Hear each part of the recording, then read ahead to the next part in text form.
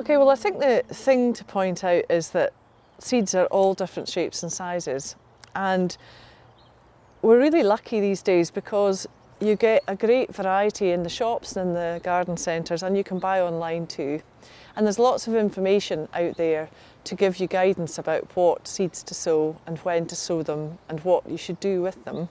But I thought it might just be worthwhile pointing out the difference in sizes with them, because we're going to be talking a bit today about sowing in raised beds, various different things, including carrots, cut flowers, herbs, and maybe some French beans. So I brought a few seeds along just to show you. So the first I've got here are carrot seeds, and they're quite small, and you have to try and sow them fairly thinly. So it is a wee bit tricky. So you can see the size of these seeds are really quite tiny. And a good tip is to make sure your fingers are nice and dry. Prepare your seed bed first so that you're not fiddling about with your fingers. And then just take a very small pinch and then draw your hand down the soil where you're going to be planting, and try and move your fingers. And that way your seeds will drop in nice and gently, and you'll get very quickly used to the speed you have to move your hand to get the distribution of your seed right. You want to make sure that you've got plenty seedlings growing, so that if some don't turn out, some don't grow, then you've not got great big gaps. So you do have to, it's a fine line between overfilling your line and making too many seeds grow, and not putting in enough so that you end up with great big gaps. So that's, as I was saying earlier, gentle sowing as thinly as you possibly can. With tiny seeds like this, you will end up with too many seedlings. But then once they start to grow, you come back along and you take out gently, leaving about a 5 centimetre spacing. So you've got nice healthy plants growing, and you've got those tiny wee pickings. If they're big enough, you could actually eat them raw. Or if they're just too wee, you can just discard them in your compost heap. But that's what you would do with something as fine as a carrot.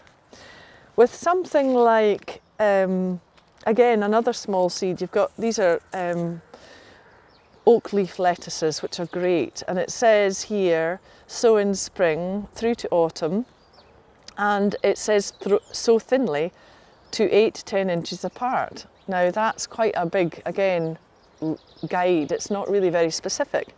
So again, it's about sowing thinly as you can in a prepared seed drill. And then if you think that they're overcrowding as they're coming through, you might want to just nip a few out, and that way you're left with enough room for your lettuces to grow.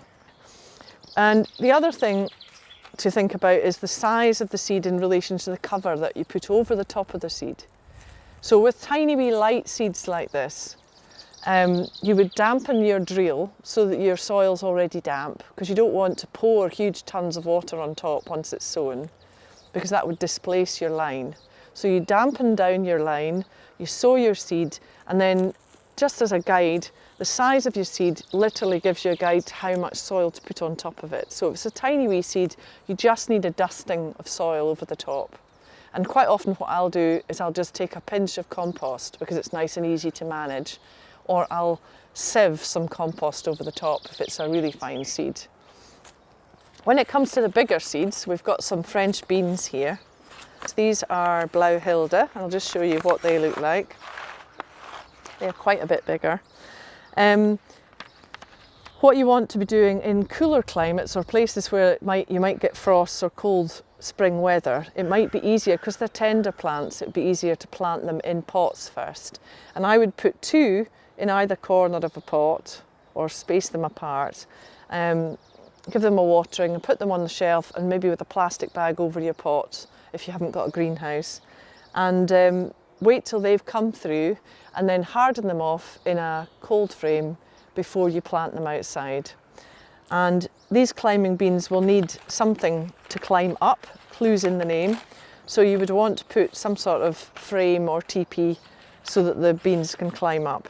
And again, the size of the bean gives you an example of, or an idea, I should say, of how deep you need to plant your bean. So 2 times the depth of the size of the bean is absolutely perfect.